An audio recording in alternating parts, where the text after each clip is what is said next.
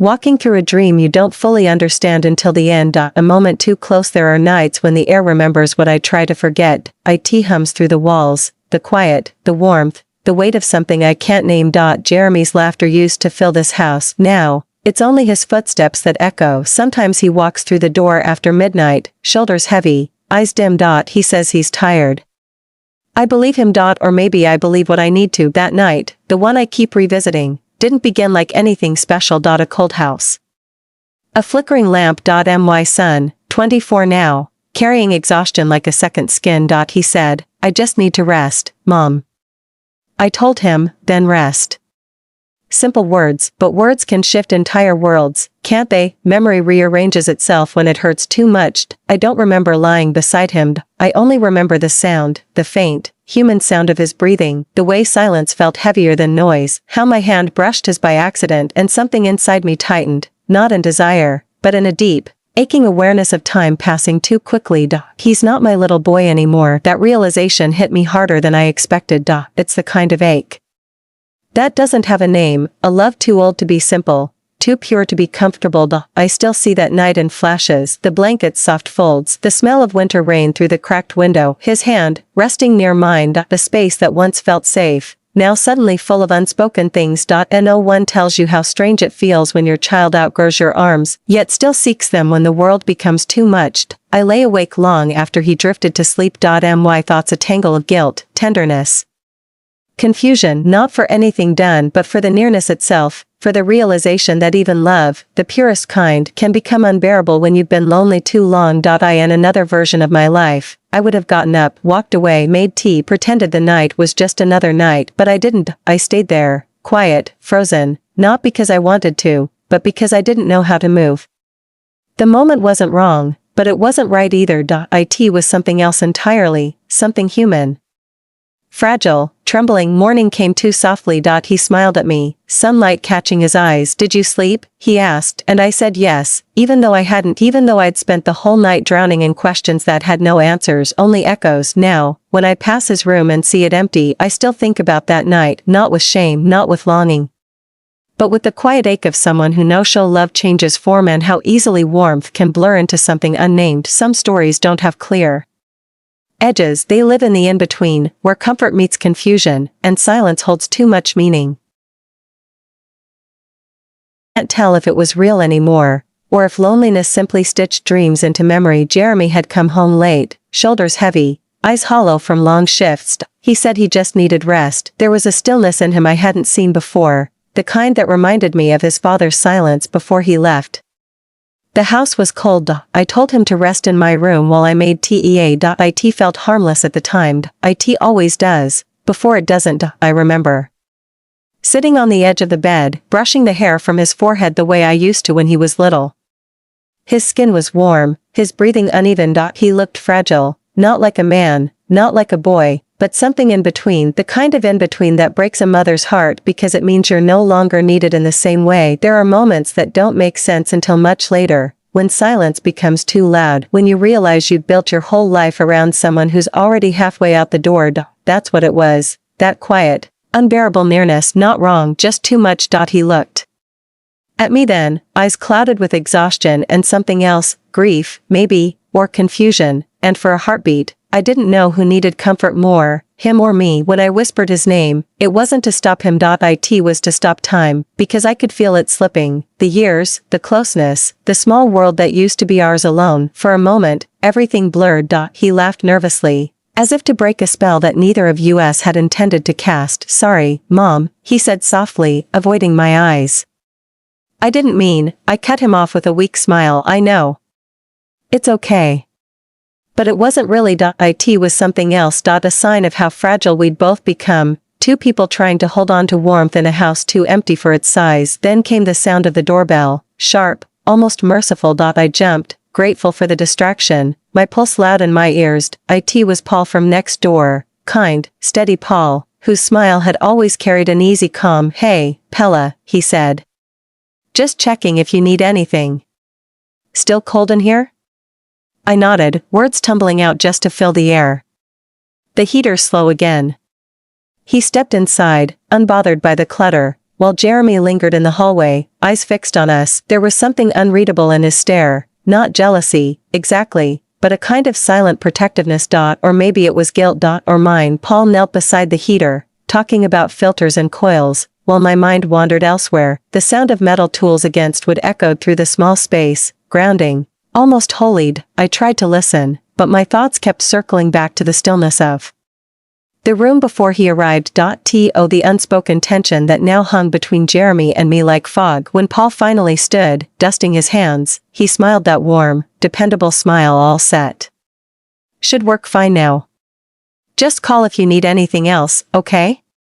I nodded, grateful, though my throat felt tight. His kindness only made me more aware of how empty the house would feel once he left. Jeremy didn't say much after Paul was gone. He disappeared into his room, closing the door softly behind him, and I stood in the hallway, listening to the faint hum of the newly fixed heater, a mechanical heart beating in the silence. That night, I couldn't sleep, not because of what happened, but because of what almost did, the collapse of boundaries, the way loneliness can blur a mother's instincts, the way love can become something heavy when there's no one else to carry it. Sometimes I think what happened wasn't between me and Jeremy at all. It was between me and time, between who I was and who I'd become. A moment too close, not because of touch, but because of how deeply I realized I was still human. I don't remember closing the door after Paul left, just the sound, a soft click that felt too final, the kind of sound that says, something has changed. Jeremy stood there in the hallway, still as a photograph. Are you okay?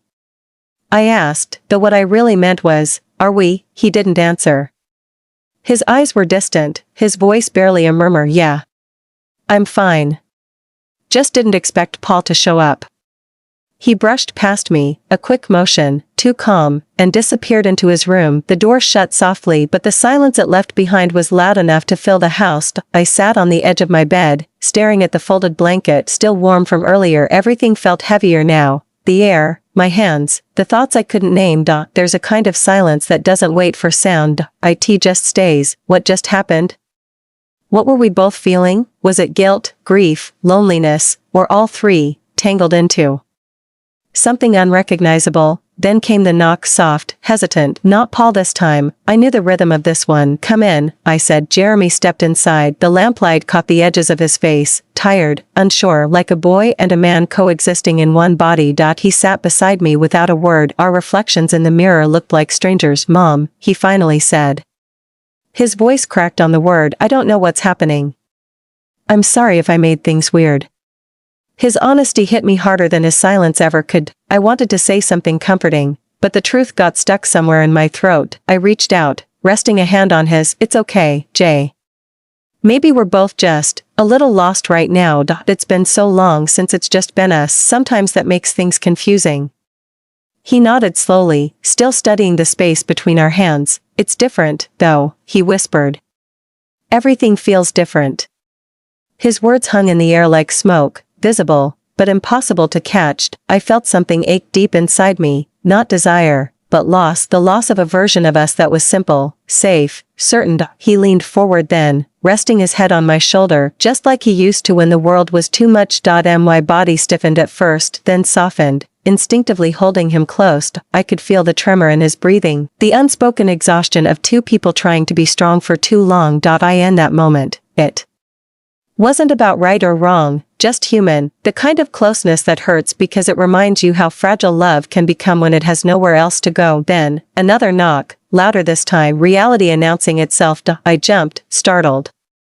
Jeremy sat up quickly, his face unreadable. When I opened the door, Paul stood there again, his expression half concern, half something else. Sorry to bother you, Pella, he said gently. You seemed off earlier. Just wanted to make sure everything's okay. I forced a smile, my pulse still racing. We're fine. Just a quiet night. My voice betrayed me, too soft, too careful. Paul glanced past me toward Jeremy, nodding politely but watching him for a second longer than he should. Then he said, all right. You know where I am if you need anything. And just like that, he was gone again. The silence that followed was unbearable. Jeremy was still watching me, that same intensity burning behind his calm. There was no accusation in it. Just confusion. As if he was trying to figure out how we'd ended up here. As if I was too. He took a step forward, and for a heartbeat, I thought he might speak, but he didn't. He just looked at me, Like he was waiting for something I couldn't give. Later that night, I sat alone in the kitchen, the heater hummed softly. The same one Paul had fixed, its warmth steady, impersonal, reliable. I wrapped my hands around a mug of tea gone cold. The steam had faded just like the moment had, but the questions lingered. What happens when love and loneliness wear the same face, when comfort turns into confusion, when silence says too much? Jeremy's door stayed closed the rest of the night, and maybe that was for the best, because sometimes healing doesn't come from talking. Sometimes it comes from learning how to breathe in a room that suddenly feels too small for two people who don't know how to step apart. He stopped before he reached me. Something in his eyes shifted, like a storm trying to calm itself. Maybe we shouldn't rush things, Mom, he said quietly. Maybe we need time. The words trembled out of him, hesitant, fragile, but necessary. I nodded, my throat tight. You're right, Jeremy. We both need to breathe. To think. For a moment, neither of us moved. We just stood there, two people standing at the fault line of their own confusion, aware that one more word could break something we might never fix. He stepped back. I watched him disappear down the hallway, his shoulders stiff, his steps careful, like he was walking through glass. After he closed his door, the house fell silent again. But it wasn't the comfortable kind of silence. It was the kind that hums beneath your skin, that makes you hear your own heartbeat too. Loudly, I stood there for a while, unsure what to do with my hands, my thoughts, my guilt. Was it guilt? Or grief, or that strange mixture of both that only parents know, when love begins to feel like loss and you can't tell which hurts more? Later that night, I sat by the window, the world outside quiet and indifferent. Streetlights flickered across the frost on the glass. The heater Paul fixed hissed gently in the corner, a steady rhythm against the chaos in my head. I thought about everything, the years I'd spent alone after his father left. How Jeremy had become my anchor without realizing it, how we'd built a life around each other's routines, never questioning how close we'd grown, or how heavy that closeness had become. Maybe we need time.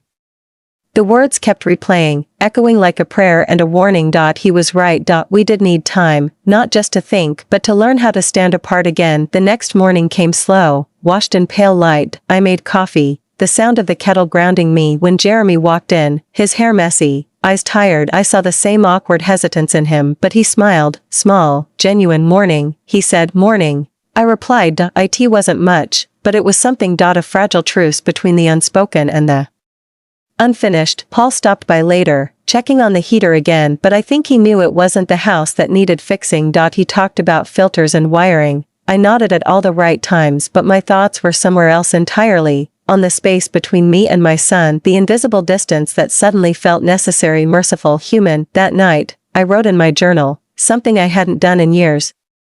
Love doesn't vanish when it changes shape. I wrote. It just becomes quieter, more complicated, more honest. Maybe that's what healing looks like, learning to love without holding on too tightly. I don't know what the future holds for us, but maybe that's okay. Maybe this is how we find our way back to something real. Not the version of love we lost, but the one we're still brave enough to rebuild. If this story resonates with you, if you've ever stood between affection and uncertainty, between holding on and letting go, then you know, sometimes the hardest love stories are the ones that never leave the house.